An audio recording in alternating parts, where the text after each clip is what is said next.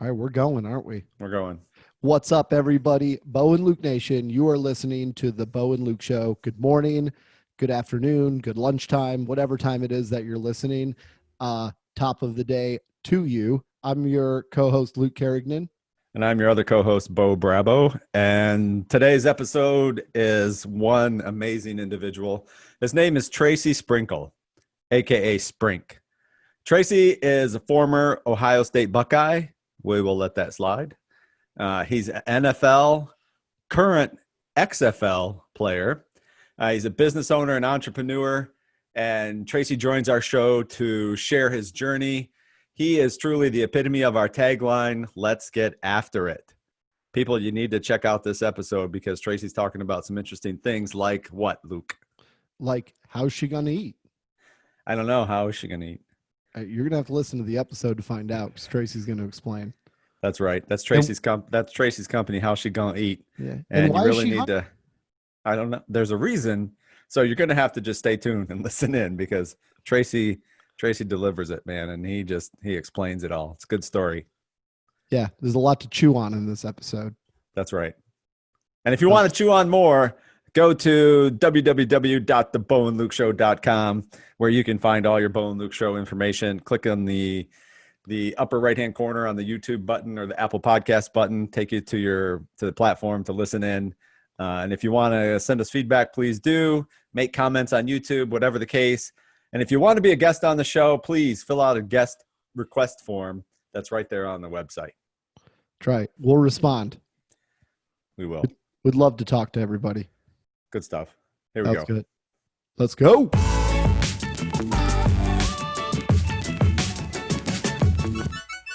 Tracy Sprinkle, tell us where you grew up, how you started off. Tell us a little bit about yourself. Well, I was born in Cleveland, Ohio, and I moved to Leary, Ohio, which is about 30 minutes away. Small town, small little rural town. Big family. I grew up with my mom and dad in the house, but it was 12. I have 12 siblings, so it was 13 of us in total. Yeah, we moved around a little bit. It was kind of a struggle, for all of us in the same house, but. My dad worked really hard. My mother was a foster mom, so I had I had about 3 or 4 foster brothers and sisters, but she ended up adopting, and I knew them since I was 3 years old, so they considered, full-blown brothers and sisters to me. Wow. And at a young age, my mom put us all in sports. She had 7 boys, so it was a little rowdy in the house, so she had to get us active a little bit. Yeah. So she started us off with football. I started when I was in the 2nd grade. Huh. It was a little league situation. It was called Stone Sports. It's not around anymore, but when I was a kid, it was kind of big in Lorain County. So we were all playing all up until, and I haven't stopped since. Some of my brothers quit, some of them went to college and then stopped, but I haven't stopped since. So that's just a little overall background story about me. Yeah, that's a pretty neat mix though. So 7 boys and 6 girls.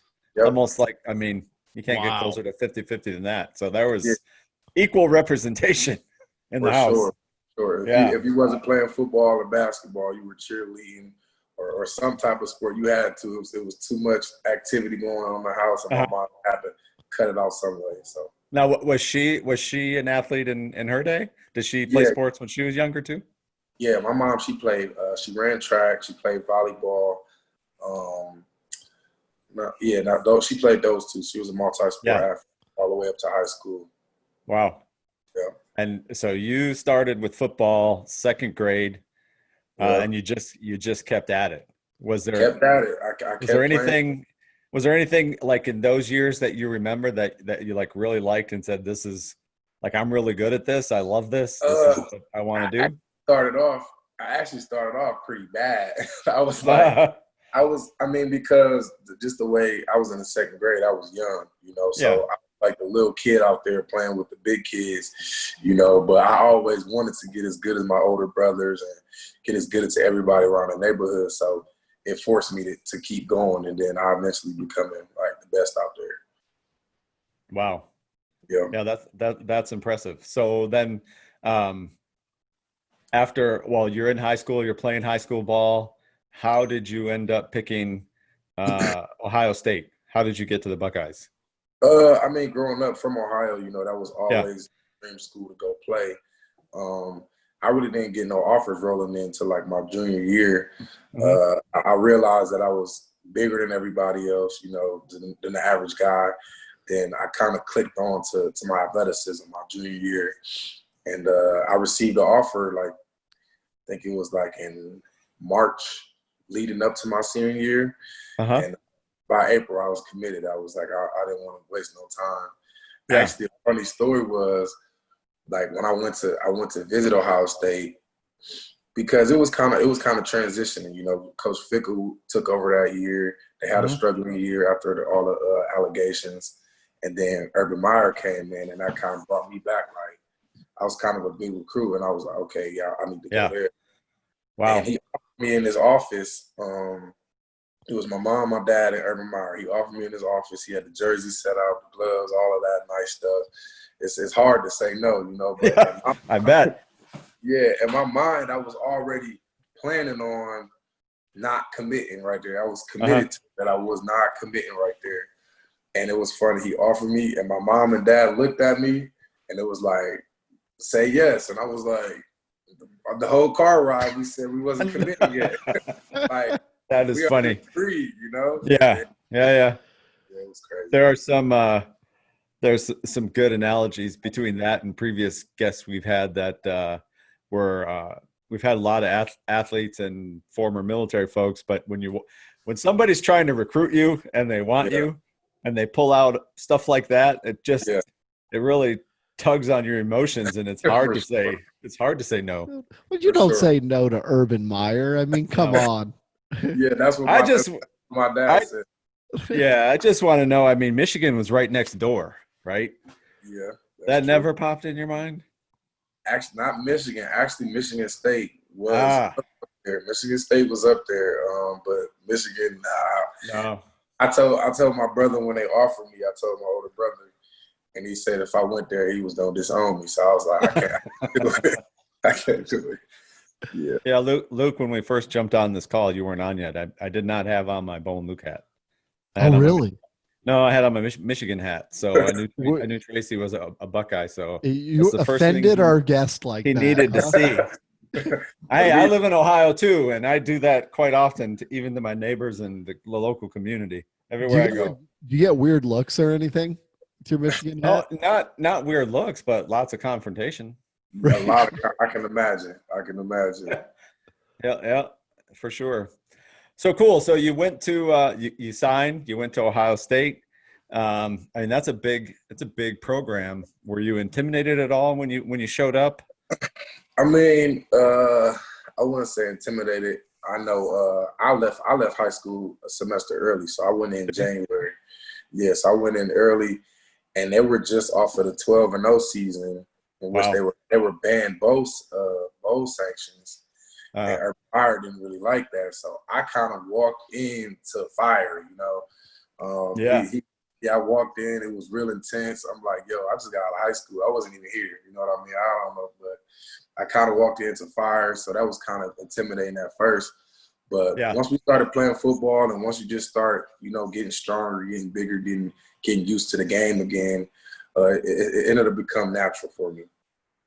Tracy, what's it like going from a high school program to like probably one of the most elite programs in the country, headed by Urban Meyer? I mean, that's a lot. That's a lot. Oh, yeah. It teaches you a lot. You got to learn how to respond to adversity really quick, because our off-season program is really the killer. Coach Mickey Marotti, he makes sure that he makes you so uncomfortable during the off-season that when you get into the game feeling, you've been there before. He challenged your mental. And I feel like high school was really just, physically. It was just all hitting, and I'm faster than you, and I'm going to hit your quarterback hard. And then when you got to college, it was more mental battles. Like, this guy's just as good as you, if not better. But if you're not mentally tougher than him, you're not going to be able to beat him. And that's something that I kind of, mastered at Ohio State, and it kind of helped me become successful. That's awesome. Yeah. So you played. So then you were there for your whole 4 years, I was all 5. 5 years, all under Urban Meyer. Yep. I Is was there Awesome. is there any one thing that stands out to you looking back at that time under his leadership as a coach that you took away from him specifically that you learned? uh, Or maybe there's more than one thing, but anything that stands out to you? he just taught me a lot about leadership. He's very intense. And once you first get there, he lets you know, what his expectations are. And if you don't meet those expectations, you're not gonna play, or you're not. It's gonna be real uncomfortable for you. And as the first 2 years, it was real uncomfortable because the expectation he held me to, I wasn't meeting them. And once I started meeting them, I realized, everything all the success, all the great things you're gonna get from it is what he told me when I first got there. So I think he taught me a lot about leadership. And just becoming a better man as well. Yeah, I think that's great. Luke, that's that type of lesson, a high profile coach is teaching his athletes. I mean, that sticks with you forever. Yes, sir. Right? That's beyond football. Yep. That's leadership in your business that you're running. That's leadership in corporate America and your family. Leaders who do a good job setting expectations with their folks. Yeah. People appreciate that. I know that's always been my experience. But that's the difference. I mean, you can't have a world-class organization without being able to transform like kids into men in a very short time frame. Yes, right? That's true. I came in at 17 years old and I left 22 as a grown man, and I don't know if I would have been able to got that experience if it wasn't, I don't know, it might have been another university, but playing college football, I don't know if I would have been able to, grow as quickly and as firmly as I did from playing under Urban Meyer. That's so awesome. So, you guys won a championship too, right? Did you get a ring? Yeah, I got some rings. I got to put up. And not one. Did you hear that? That was plural. Yeah, rings. Plural. Yes. That was plural. I actually should have more, but one thing about Urban Meyer is if you didn't win national championship or Big Ten championship, no rings. So we won a couple bowl games, and that people were expecting it. Nah, if you didn't win your Big Ten or national championship, you won a ring. That's another example of expectation that he stood firm. It felt good to win, but we were like, we don't get a ring. You're like, nah. Really? Yeah. Wow. Yeah. That's like the epitome of the difference between you win a bowl game, you were good, but if you win the Big Ten or the national championships, you were great. Yeah, he's rewarding greatness, right? Yep. That's fantastic. Yeah. So when you're approaching the end of your 5th year, now it's time, and I'm sure you're excited about the prospects of going pro. Yeah. How did that go for you? All of my pro experience in college happened my last year. It actually started to kick up a little bit when I was named the starter in 2016, but I blew my knee out. So it's just crazy how football works. It was different agents contacting me. It was different people talking about me being draft. And when I blew my knee out, every last person who contacted me, I didn't talk to them again. And I was like, that was another lesson within itself. And then my senior year, going 2017, I started off real strong, and people seeing that, I was bouncing back from my injury. And then that's when agents start coming back, and then draft boards and stuff like that start happening. So my experience was kind of short in college, maybe shorter than normal, because probably I got injured so late in my career. But once it kicked up pretty good. Gotcha. Yep. And were you part of the draft? What was the first NFL team that you tried out for? I got free agent. I got signed as a free agent. And how the draft works is, so on the last day, I figured I would be a last day guy if I did get called anyway. So the last day, leading up to it, it was like 15 or 20 teams who were contacting me and my agent about, making sure where he lives, what's his number, be ready on draft day, all of that. And then, so like the end of the draft, I started receiving calls, and I thought I was going to get drafted. But at the end of the draft, that's when they start like their guys that they want to sign for free agency. Yeah. So it was between about 6-7 teams that I got. It was kind of cool because I got to choose where I wanted to go. You know? Oh, that's awesome. Yeah, so I got to choose. We looked at rosters, we looked at opportunities, we looked at this, and then we ended up agreeing to sign with the Panthers. So it all happened on the last day. Super cool. Yeah. That's awesome. Yeah. Now, this journey that you've been on with football, and we're going to lead into it because I think it's one. I personally think it's part of your story that makes it so intriguing, and you just continuing to get after it.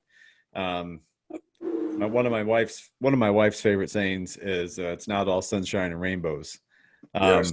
because you've been pushing hard ever since you left college to make that dream of the NFL a reality and have it stick.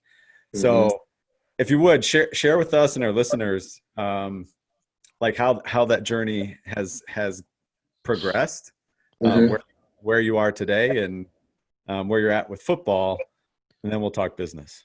Okay. So, like I said, I started off with Carolina Panthers, free agent.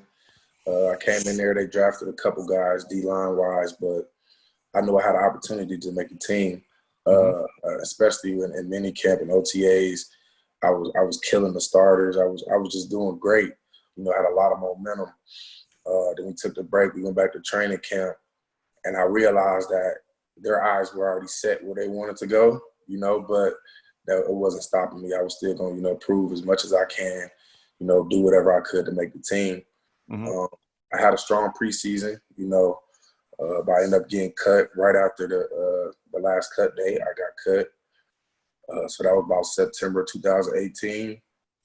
And from September 2018 all the way until about December, I received no calls, no nothing from professionals. No, I mean, I had some CFL interests, but me and my agent really didn't want to go that route.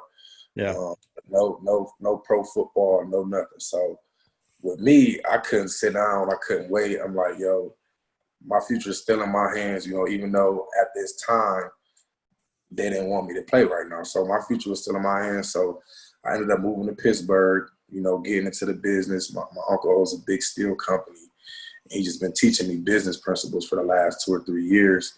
And wow. it kind of motivated me, you know, to get into the business myself. Yeah. So between then, I was just working business, stuff like that, training every day. And then the AAF came around. It's crazy because the AAF, I had to fight to get a workout for the AAF. Like, really? They were signing random people off the streets, and I was like, I just got out of the NFL a month ago, and they wasn't even like, so I don't even know if they knew who I was. So me and my agent, he pushed it. He pushed the workout. I ended up flying because it was in Atlanta. I ended up flying to Atlanta to a local workout, which is supposed to be for Georgia people. I'm from Ohio. I fly in. I have a whole suit on. They all looking at me like, what is he doing? I come in, I have a whole suit on. I'm like, yo, I'm here for business. I'm about to get this contract and I'm leaving. Dudes was like, oh, you tripped. They had sweats. I'm like, okay. So I go in there. I kill the workout. The GM talks to me after. He say, we're really interested. I'll let you know if I'm assigned. So I ended up signing. Went to the AF. Led the league in sacks for defensive tackle. I started off third string. Ended up first string the first game. So that was our varsity within itself. Yeah. And then I ended up leading the league. I was probably one of the best defensive linemen in the league. You know, AF shut down week 8. It was kind of uplifted for me though, because that was most success I had in pro football. Yeah. Sure. And it ended up shutting down on a random Tuesday. We just came out of practice. Our coaches didn't even know. We found out on Twitter. So after that, I was actually expecting to get a workout with the NFL the next day. No workouts for the NFL for maybe like almost close to a month and a half. Wow. I was still back sitting down, you know, waiting for my next turn, working out every day, obviously, but just waiting. Get a call from the Chiefs and the Rams. Go to the Chiefs mini camp, kill the mini camp. They pull me afterwards, give me a physical, say, you're one of the top guys. We're thinking about signing you, but we're not going to sign you right now. Huh. So the next weekend, I go to the Rams camp. Same thing all over again. Kill the Rams camp. Wade Phillips pulled me to the side, defense coordinator at the time. Said I was the best defensive lineman out there. He wants me. Give me a physical, send me home, said we're going to give you a call. So now throughout the whole summer, I get no calls. The Browns ended up calling my agent one day. I go to the Browns. I'm there for 6 or 7 days. Wow. I'm there for 7 days. My first day there, I had a scrimmage. I had a scrimmage the first day. Didn't even know the plays. I was just out there playing football. But did pretty good with the Browns. I was literally out there playing football. That's wild. And then I did pretty good. Ended up getting cut after the first preseason game. It was no reason. It was basically they brought somebody else that they wanted the whole time. Just a lot of politics. So I said, okay. 2 days later, or it might have been the next morning, my agent called me. He says, the Texans want you to fly up today. They're signing you right now.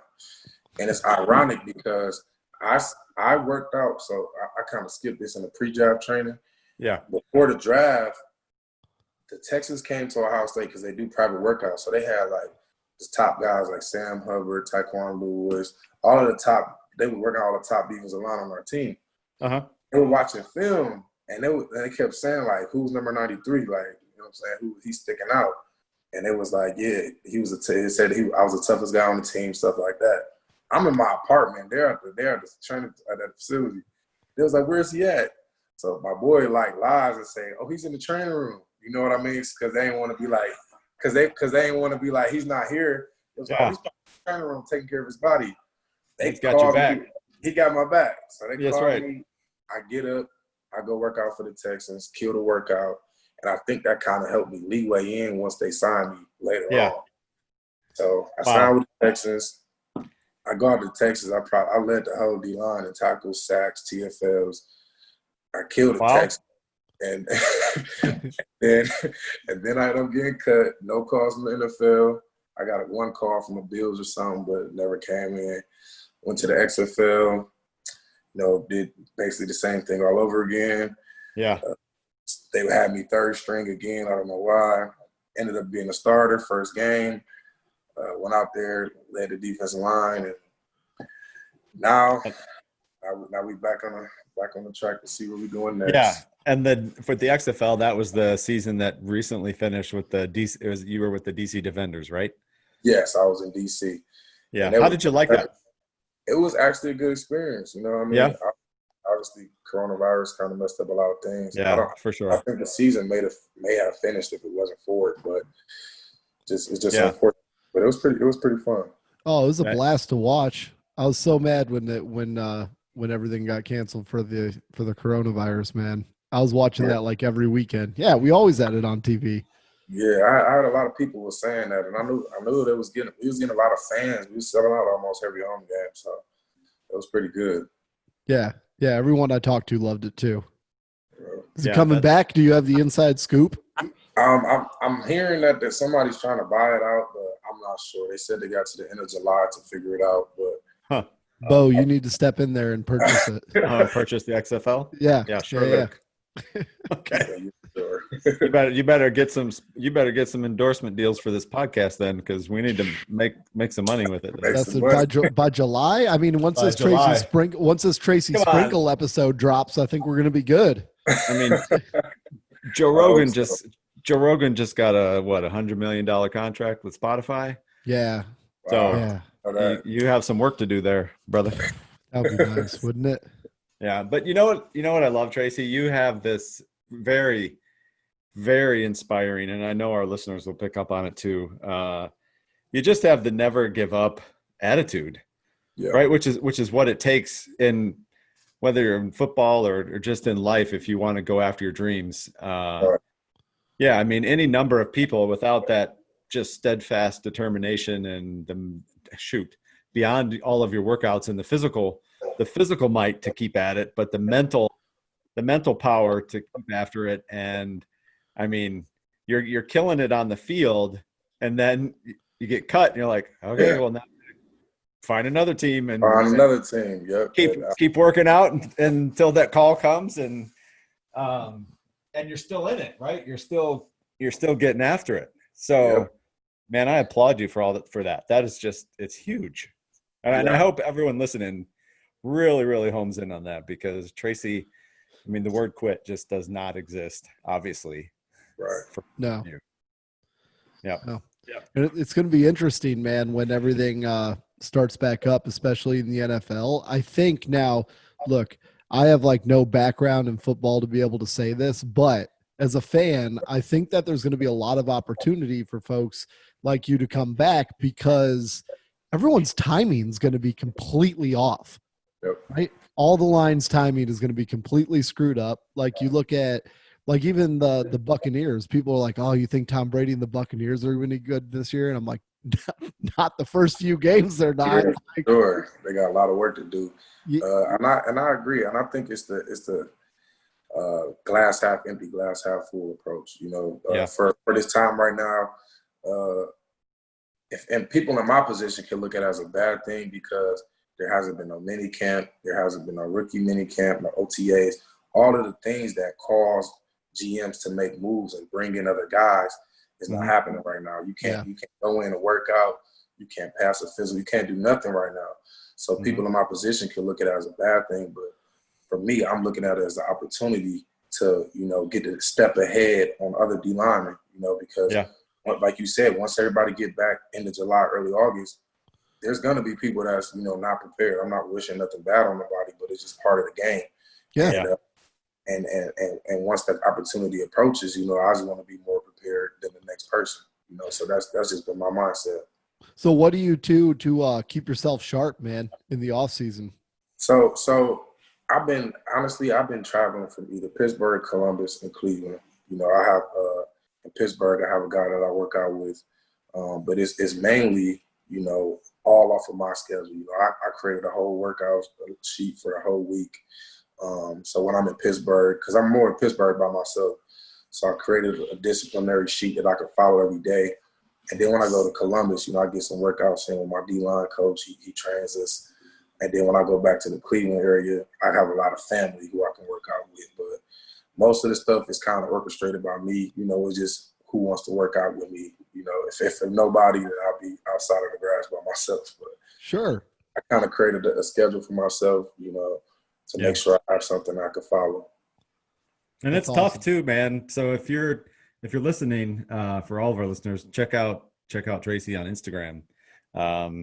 He's got quite the following, but his content and his workouts and just getting after it, man. He posts it. It's good, super good stuff. So we've been paying attention. Appreciate that. I wanted to say something when we were speaking on that never quit attitude, you know. Yeah. And and I used to get that question a lot, you know, during interviews, you know, where did it come from? Obviously, you know, the number one thing is my faith in God, you know. Yeah. Who keeps me going, you know, throughout the hard times. But I came to realization, you know, recently, my mother passed away last month, you know. Oh, wow. Sorry, man. Yeah, very sorry. Appreciate that. But I came to realization of it made me just reflect a lot, you know, obviously everything in life. And it made me reflect on the things, you know, that she taught me that I really didn't even see. You know, like I said, she's the one who put me in sports, not my father. If there were days that I didn't want to go to practice, she made sure it was going to happen. You know, it was like, oh, you feel sick today, that's fine, but you're going to go. Oh, like one of my friends got killed. It was like, you can't. Everybody wasn't going to practice, but I was at practice. You know, it was like different, you know, adverse situations that happened in my life. And it was like I could have just sat back and sulked in it. And my mother kind of pushed that upon me, you know, and like I said, recently made me reflect like, yeah, that's exactly why, like, if I got cut, I'm still going back to work out. Or when I blew my knee out and they said I wasn't going to be able to play again, I was going hard to rehab, you know, like that's exactly where it came from. So I just wanted to add that in there. No, thank you. Thank you for sharing that and opening up like that, because that is that's just awesome. It's very inspirational. Yeah. And, you know, sharing, I think it's so important. And it's so helpful to I mean, you don't know who's listening. I mean, thousands of people could be listening. And even if a couple draw inspiration from what you just said, I mean, your voice has helped people help people in their own endeavors and Yes, sir. in getting after it. So that's huge. Thank you. That's right. No stuff. problem. No And problem. I want to call out to the listeners too, you know, from what Tracy's saying here, like if you're going through adversity, right, and you're going through a lot of competition, the BS in life that you have to go through thins out the competition real fast. Success could be right around that corner and you never know when it's going to hit. Yeah. You stop, you're never going to know when it was. But if you Yep. keep going, all that competition will eventually quit. That's true. That's exactly what it is. My uncle, like I said, he's big in business. He's kind of a mentor to me. And he said the way he approached business is every morning he wake up like he's gonna hit the $1 million deal. You know, and he say every morning he wake up, it's the same approach. You know, some days you ain't making no money. And he was like the first time when he actually hit it, it was like, yo, if I would have stopped, I would never see this. You know, and I took that obviously for business, but I applied it to football as well. You know, every morning I'm waking up. If I don't work out this morning, they call me in to work out tomorrow, I may feel terrible. You know, so you never know when it's gonna come. So you got to be prepared. And like you said about adversity, you can't control when that's coming. You can just control how you respond to it. So that's it. That's it. Yeah, focus on what you can control, and life will be a little different for you each day. Very true. That's huge. Yeah, so you're going after it. You're not stopping. But let's talk how you've taken that. Let's transition and how you've taken that into your entrepreneurship spirit. Okay. You talked about your uncle. He's a businessman in Pittsburgh. He's in the steel industry. Yes, sir. What are some of the, before we talk about your business, what are some of the principles other than the never quit, the business principles that your uncle has taught you that are driving? Well, like I said, that one right there was probably the biggest one, you know, probably the biggest one. But it's just being on top of your game at all times. You know, I mean, he wakes up at like 3 o'clock in the morning every day. You know, he's laptop, iPad, doing this, doing that, and you realize how much, you know. I mean, it's a lot of hard work, but how rewarding it is, you know, to obviously be in control of what you can control. Yeah. And it's kind of ironic because, like you just said about the sports, the athletics, it's kind of hard to control everything, you know. But the outcome you got in your business is all on your work, and that's one of the main things he taught me. Like, you have to stay on top of everything, your finances, your marketing. If you got somebody working for you, you gotta be on top of all of that. And that's the main thing that I've been taking, you know, when I'm getting into the business world. Yeah, it's the reality of it all that he's sharing with you. That's awesome. Yep. Yeah. So what is your company that you have going? Okay, so How She Gonna Eat was the first company I started, and it started after I got cut from Carolina the first time. Like I started about a 4-month window in which I didn't receive no calls from football. So not only working with my uncle, learning about his business, every time I go home, I would work out, and then I would get straight into, you know, building How She Gonna Eat. Yeah. So it started off with me, Tyquan Lewis, and Jalyn Holmes, and it was fun, man. It was fun. It's still fun, you know, being in the apparel business. You know, you got to bring up different ideas. You know, meet with a lot of different guys, and we've been in for about a month and a half. I mean, a year and a half almost. Yeah, and it's been extremely rewarding. Awesome. Is there a story behind how you named the company? How's she gonna eat?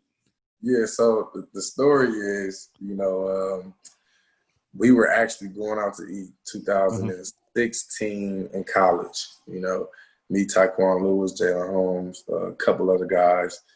And Tyquan Lewis was in a relationship at the time, and he was, you know, she was kind of firm, you know, in her relationship. So if that makes sense. So we were all going out to eat. you know, we were all going out to eat as like a defensive line. You know, and, we were all about to leave. He was like, "Okay, Tyquan, where you going? You coming with us?" And then he was like, "If I come eat with y'all, how she gonna eat?" And we was like, what do you mean? How she's a grown woman? You know what I'm saying? I think she can find a meal. You know what I'm saying? So we was like, we all laughed it off. You know what I mean? But then, like, this was before the season. So the first game, we just like start posting pictures and hashtag how she gonna eat. And, Wow. it blew up in 2016. But everybody took it as to where you're providing, you know, and that's what we were going to, like we were rolling with. But we didn't actually tell the true story till like a year later. We was like, we gonna roll with this, you know, it's all provided. But we ended up bringing up how it actually came about. That is great. That's, you know, it's those real, it's just the real raw story of how it came about, and that's those are the best. Yeah, that's exactly what it was. And I wish we could have. I mean, it still ended up working out in our favor, but you know, at that time, I don't know if they changed the rules now, but in NCAA, you couldn't have your own brand, or you couldn't, you know, sell your own merchandise. Oh, that's right.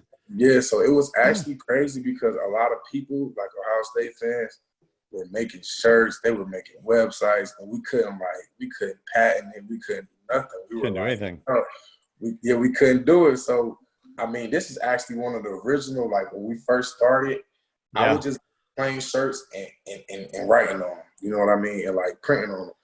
And it was like we'd go after one of our games, we'd see people, they got their own. We like, so I'm like, as soon as we get out of college, it was already in my head, like, as soon as we leave out of college, yo, we're going to trademark this, we're going to turn it into a company, and we ended up doing it. So nice. we winged out everybody else who was trying to do it, and we took it upon our own. That's good stuff. That's awesome. Yeah. Listeners, go to howshegonnaeat.com and get yourself a shirt, because this is hot. I'm looking at it. I think I might order one tonight. Yeah, man, we got shirts, hoodies, hats. I got one of the hats on. We got hats. I actually just released masks at 2 p.m. today, you know, for the coronavirus stuff, so you can have your How She Gonna Eat mask. Whatever you need on there, it's on that website, howshegonnaeat.com. Yeah, I'm curious, where did you get your mask? I mean, are you using a specific vendor for your masks? Yeah, I have a vendor in Columbus that I've been working with for everything. He's got me hats, shirts, hoodies. Nice. And you might have to masks as well. You might have to consult Luke and I for our Bo and Luke show gear, because we got our hats, and I had gator necks made. Yeah. So this is a new one. It's in a bag. So the ones you wear around your neck, and you just pull up over your face. Just pull it up. Yeah. Because I was like, you know, I'm like you. If you're gonna have to wear it, you might as well be brand. You might as well have your brand. Might as well have your brand, because that's what everybody else doing. I'm sure your own. So just let me know once we get off of here. I can get you in contact. Cool. That's good stuff. Great. Yeah. So it's awesome. You could keep talking about that forever. What other type of business adventures? I mean, you obviously you have that spirit of entrepreneurship. Are you looking at other things? And you don't have to give away all of your ideas. Well, I'll just give you a broad perspective on what I've been working on. It's basically a consulting company called Sprinkle Enterprises, and under that would be a multiple different channels. You know, it would be a branding channel, a sports entertainment channel, and then also just like a transitioning. You know, I feel like it's not a lot of current or former athletes that's assisting, you know, people transition from football to business. And that's a market I want to hit. So, in any type of, you know, branding things you need, websites, you know, social media marketers, logo designers, all the stuff like that, all the relationships that I built with these last 2.5 years with creating How She Gonna Eat. You know, I just share it with other people that have similar mindsets as me, to try to develop their brands. Yeah, so that's awesome. There's such an opportunity, because there are so many similarities in my background, and we've had guys on the show from being a military retiree, but there's so many similarities between a professional athlete leaving sports to someone leaving the military, and then all of a sudden, because if you're in the military, well, that's the only place you can do that work, right? And if you're in the NFL, or you're a professional athlete, that's the only place you can do that work. And then as soon as you're out, there's got to be something else. And there just aren't the programs or the mentorship, the guidance, at least in an abundance for people to know where to go to get that help. Right. So yeah, man, it just seems like there's a lot of synergy, and there could really be some partnership in both those arenas coming together and saying, hey, we could really make a huge impact. For sure. In I agree. Lives and prepping them for the next phase. I think it's like you mentioned, and I would never, compare athletics to the military, because what you guys do is, extraordinary. But it's a lot of similar things as far as that, that you don't have time to even, engage in any other activity that you can, realize your talents, at that time, what you're talented at, this is what you're good at, this is how you That's make right. it. So you like I said, I've been doing this since the second grade, and I know a lot of people who may have been doing it longer, and once you start transitioning that, I'm 25 now, some people may do it earlier, some people may do it at 30, whatever the case may be, you have to transition. You're not going to play forever. Yeah. You're not going to do it forever. Yeah. So. I think, and thank you for that, Tracy, but I agree. There are so many similarities in where you're at, because, and, it happens to the military guys, like I'm sure it happens to the athletes, where even like yourself, people might just automatically assume that you want to go coach football, or that, you want to go back and work in the business office for the football team. And that might be the furthest thing from your mind that you want to do. And, and you gotta have someone to help you figure out, the path to your next chapter in life. Right? And I feel like the easiest way to do it, is to be involved with somebody who's actually done it, or actually currently doing it. That's right. Releasing this while I'm still in transition, and I know it's going to be tough, but I'm ready for it, because I realized that if I had someone like me, it would have made it, more simpler.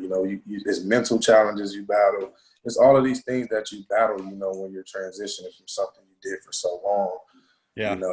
And then as far as school go, I remember it was certain majors that you couldn't take because it got involved in football. It was certain things that, that, maybe I want to be an astronaut or a doctor or something, but if it interfered, that football, then you got to go to communications or sports management. The main you see is people who graduate with the same degrees, because they're not really thinking that far ahead. Yeah. Having this consulting company will help, not even college athletes, think that next step, because that next step is going to come. Yeah, we've had a couple of other players. I mean, it's the same. It's the theme, especially from college, that you're only going to be able to take certain programs, and that's already kind of determined for you. Yeah. In much of the way, and what your day is going to be like. Yeah, it's unfortunate, but I get it. If you're going to be, Big Ten, high profile athlete, it's impossible. There's only so many hours in a day, right? I almost feel like, so in California, right, they're letting college players get paid finally. Yep, I saw that. Which is awesome. I also feel like, and I'm going to throw this out there, you heard it on the Bo and Luke show first.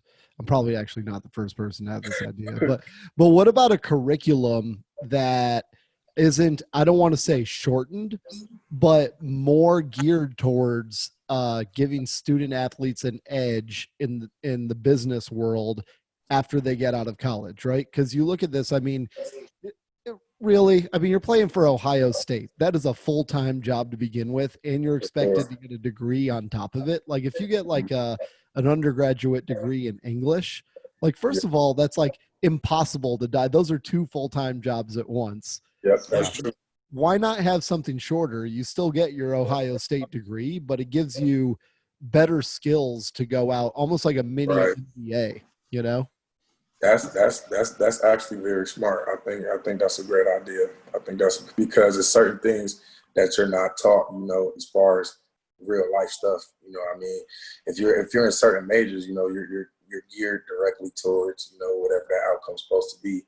And you don't really get the knowledge or, the content that you actually need, after football or basketball or soccer, whatever it is over. So I think that's actually a good idea.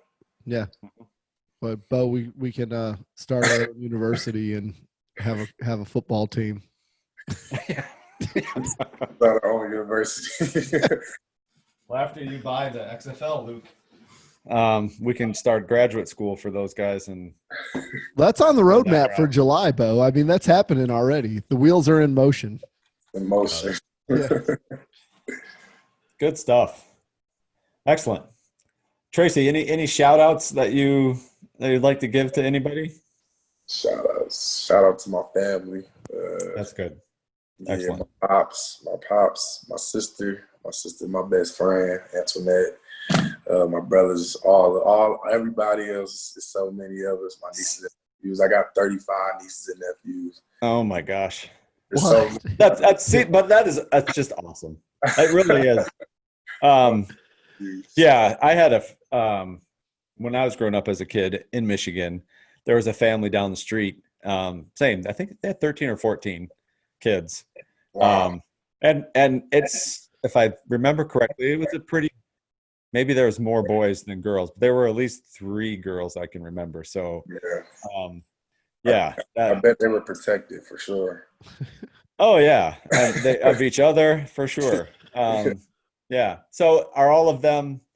Did everybody stay in Ohio? Did people spread out? Did they go other places? Yeah, majority of our life. A couple of them is out of the state now, but majority of my life we all was in the same. Either Cleveland or Elyria, and then now one of them is in Vegas. But majority of our life we was all around each other growing up. Yeah. Any of the other anyone else make it to the pro level like you have from the sports perspective? No. My other brother Vaughn, he was kind of the one that set the tone in football. My older brother, he ended up going Division III, but he messed up his neck, so he kind of stopped. And then he had a baby, and then another baby, and then just shifted a little bit. Yeah. Yep. Yeah. Wow. Gotcha. Yeah, babies can do that. That's 35 nieces and nephews. That's crazy. Yeah, it's great. One of my birthdays today, actually, I just called her on the phone. I can't keep up. It's impossible. I would totally miss it. Do you realize, like in 100 years, you look like 3 or 4 generations down the line, you're going to show up on like 5,000 people's 23andMe report. That's true. That's right. That is true. You're my grandfather, my great-grandfather. Yeah, that's right. That's what it's gonna be like. Yeah, that's actually pretty amazing. Cool. Yeah, that's super cool. That is cool. That's good, man. The more the merrier, Yep. That's exactly how it is. And my dad made sure we knew that, with so many of us, he just made sure we stayed close and stick together because we was all we got, and we moved in from, like I said, we came from Cleveland to Elyria. So, and my older siblings, they were in school and like high school. So when you move from, I know you guys did it, when you move from city to city, you don't know nobody. So it's like, yo, you got my back, I got your back, and that's how we was raised. So cool. Yep. I haven't started yet though. I'm not ready to become a father yet, but once I do, I want to try to make sure I instill those same principles. Gonna make up for lost time. That's right. Right. Good stuff. That's amazing. Tracy, this is a pleasure, man. No problem. I'm enjoying myself. Thank you for taking time to be with us and to share your story and be incredibly inspirational for all of our listeners. We appreciate it very much. So we like our guests to kind of close out our show, and our theme is it's called That's a Wrap. So you gotta end the show at your leisure. You can say whatever you want to say, but when you're done saying it, just end with That's a Wrap. Okay. This is Tracy Sprinkle joining the Bo and Luke show. I appreciate the time. I appreciate all of your listeners, and that's a wrap.